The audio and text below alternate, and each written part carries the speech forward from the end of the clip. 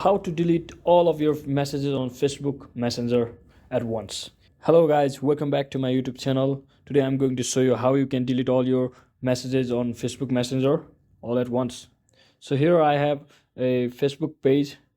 In your case it might be your personal account. So in my case I will just head over to here, this icon, the profile icon.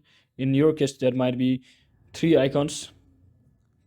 bar icons. You can just click on it, and when you scroll down you can see the report technical problem. After clicking on that,